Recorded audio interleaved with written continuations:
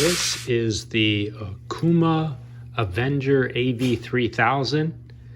As you can hear, or you can't hear, this reel's in essentially new condition.